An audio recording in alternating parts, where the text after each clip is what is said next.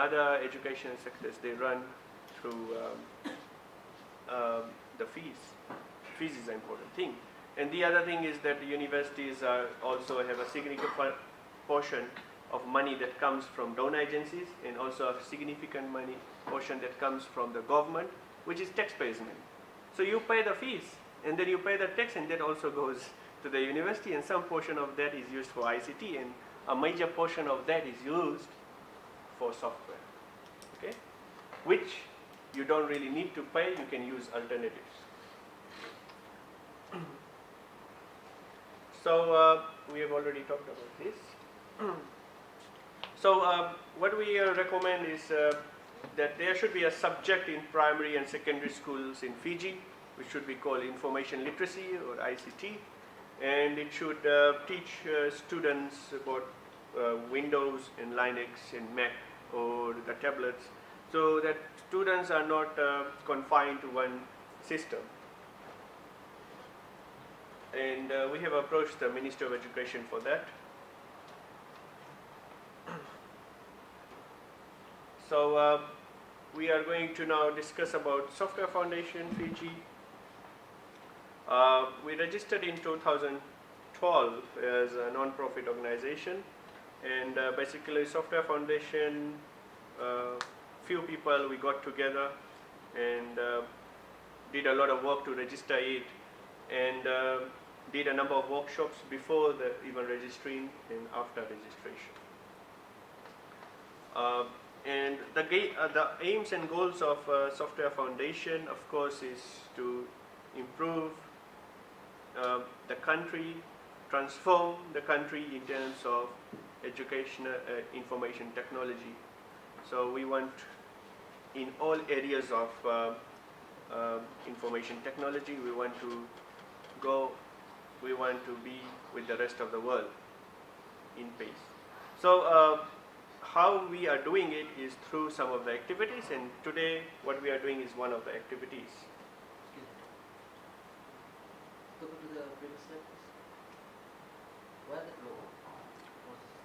logo? Thank you. The logo actually represents a plant is growing.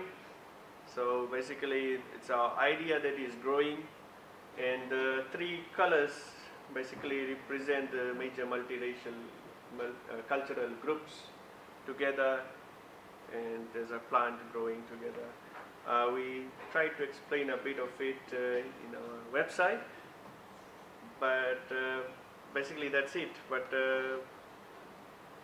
it just came to us then, and we had a logo competition, but I designed the logo, this one, as we didn't have that many good entries in the competition. So open source for USP, I've already mentioned about this. We can have dual boot in all the labs, and the same applies to FNU and other institutions. Some of the challenges for setting up open source software is technical support, setting up, installing, and maintaining it. Because the software is free, you can easily get it, but we don't have the people who know how to use it. We don't have the people who can be there in the maintenance team. And we don't have in our curriculum, university curriculums or tertiary institutes or even high schools, they don't have this in the curriculum. So these workshops, the curriculum that is in the workshop, we would like this to be slowly moving towards high school curriculum. So we are interested in creating the curriculum. If the teachers are trained, the curriculum is revised, then this workshop will become redundant, and that's what we want. We don't want to be giving workshops through the next 5 years. We want this workshop to be used by you and by the government and by the educational institutes.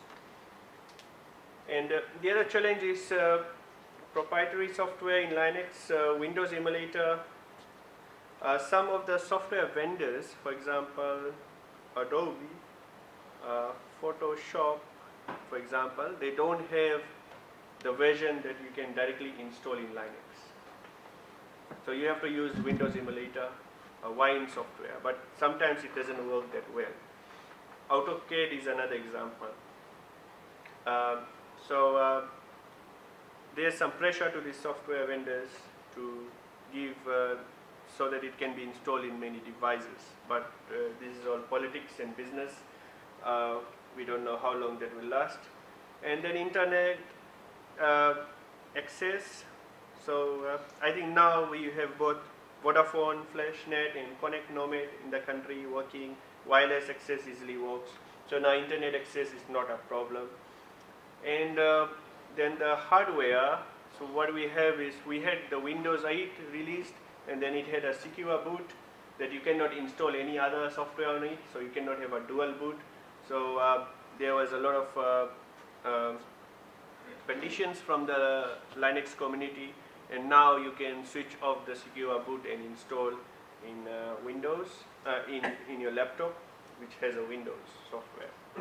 But by default, the government can make policies that software vendors by default should not force you to buy a computer that has Windows by default.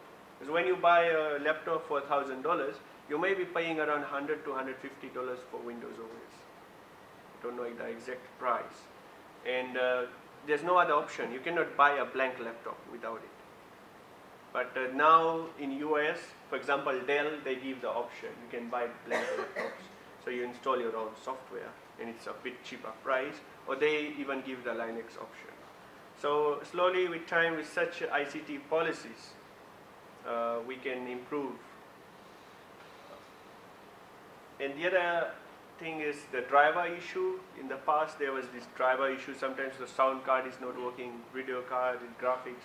But now the new versions of Ubuntu and Linux Mint have taken care of a lot of these type of problems. So what is our contribution to the education in Fiji? So we have some people from Rampur College and Vinamona High School here today in the workshop. Welcome. We are working on 2 e-learning projects, one at Vinamona High School. We are about to complete that, and we are starting another one at Rampur College.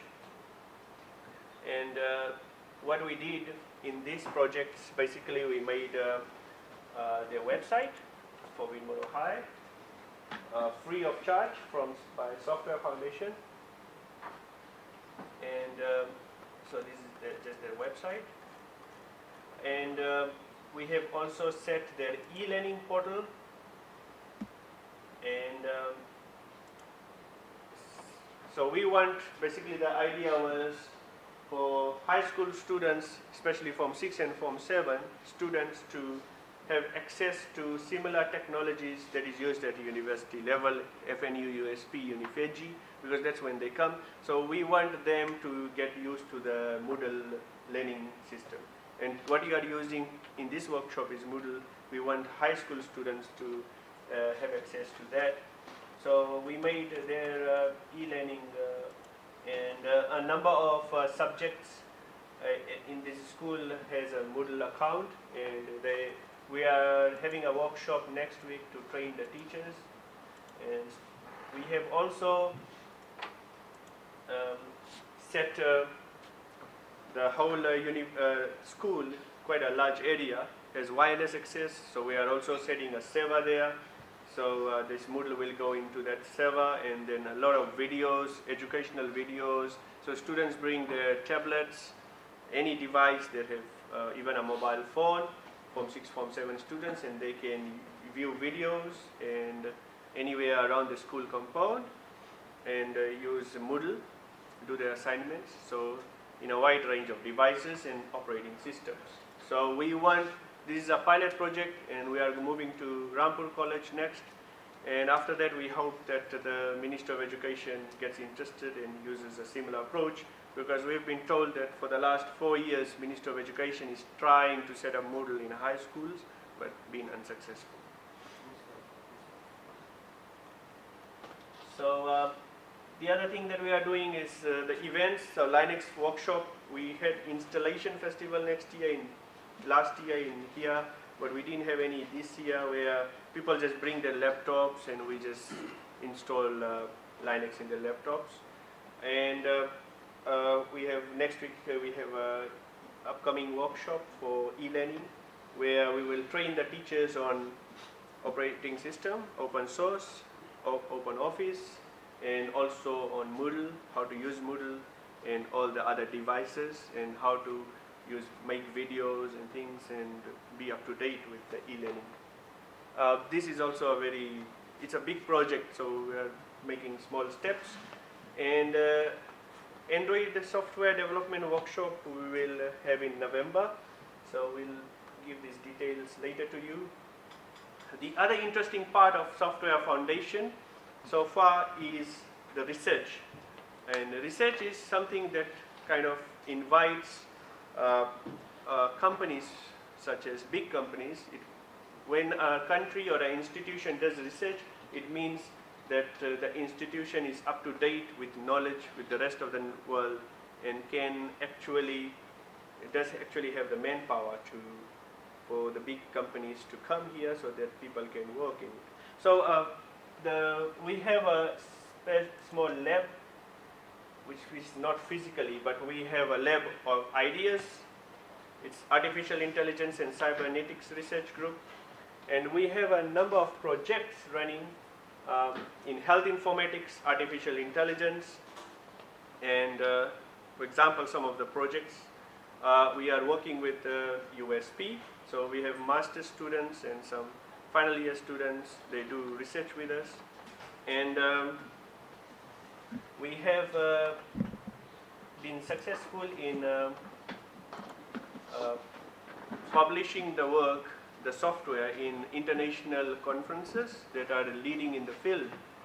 2 weeks ago, I went to China with one of the students, and we presented 3 scientific papers there, and it's affiliated both with USP and with Software Foundation in artificial intelligence.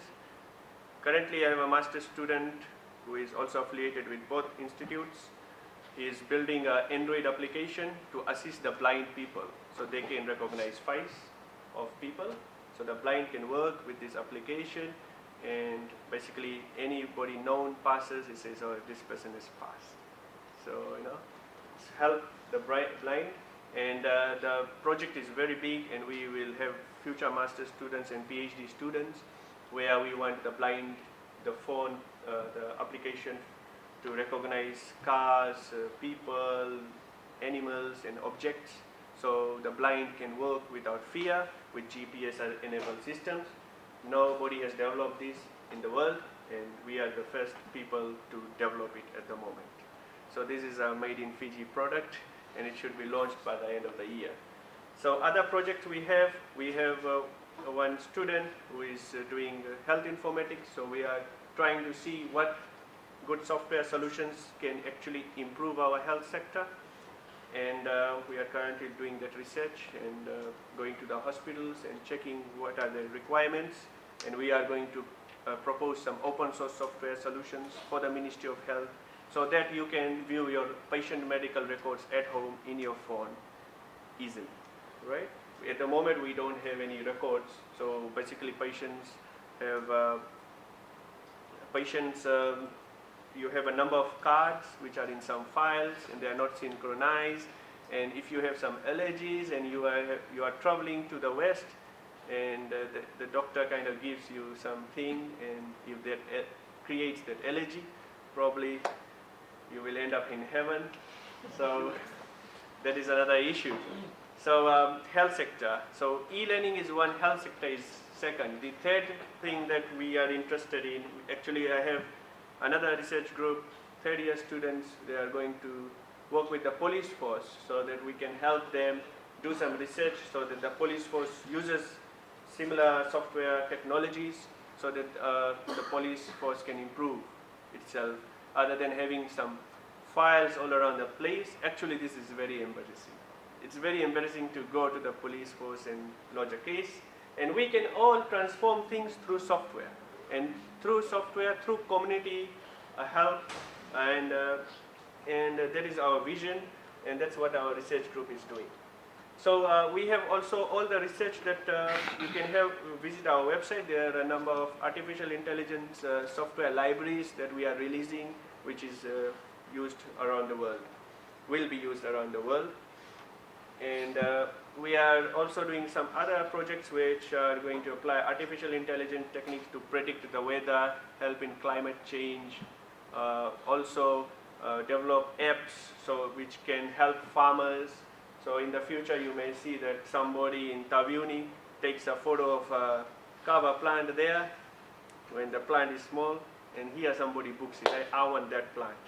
So after 2 years that kava plant comes. And similarly some other fruits, and somebody catches a fish, just through the mobile phone, you have electronic online trading system, the fish comes to your door, right? So this kind of apps, the mobile computing and open source software, and through some ideas as such, we are going to transform the country. So how can you be part of this? Just be a member. And we have softwarefoundationfiji.org/portal. They're very cheap membership rates, and also join our Facebook group, and we will inform you all about the events. Namaste in Vinaka. Thank you for coming to the workshop.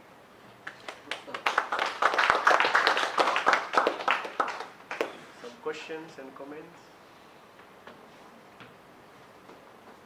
Just a comment. I think it's a very good initiative. Being from the commercial industry, we've seen this actually for the past number of years that we spend quite a bit of money. For our organization, we spent around $1 million just on the licensing itself. And at some point, we have taken some initiative, like we did some our own internal research, and we came up with the idea to use, and we did some testing as well to go for open source, where we can save a huge amount of dollars, close to $1 million in terms of our licensing. So your FNPF is thinking of moving to... Yes, we are actually made up our plans, and we did some testing on LibreOffice as well. We are starting from Client, which is the Office, Microsoft Office replacement, and then probably we'll be moving to backend. Okay, that's great. Good to hear. If an organization of that reputation kind of moves to open source, then I'm sure that the other organizations will follow. Surely, yeah, follow. And we would like to be part of this, and we can also come and give presentation or workshop seminars, which I have just given, so that you can talk to and convince the workers there. Usually when you are, of course there's a number of challenges. When you are talking about e-learning, then usually there are some group of teachers who don't want to use e-learning. When you are talking about open source software, because people are used to something they don't like. People generally they don't like changes. So there will be, usually in the beginning, there's 80% of the crowd will oppose. So you have to convince them in such a way that after a while it's 20%, 50%, and then slowly, gradually 20%, and then 10%. That 10% you will never be able to convince. So then don't waste your time. That means you have achieved it. Any other questions? Yeah.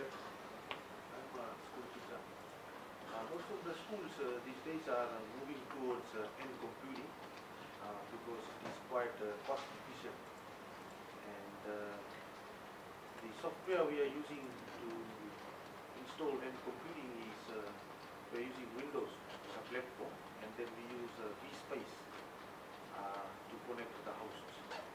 I would like to request Software Foundation if they could do some research and find out that if Linux platform would support this vSpace software, so that it will be schools will save cost on buying antiviruses. As you know that most of the companies, they give in a hacked version of antivirus and they charge a fortune. So it's just a request from Software Foundation. Yes, we are definitely going to look. We have already visited Rampur, and we have visited a number of schools, and we are really impressed by the technology Rampur College has.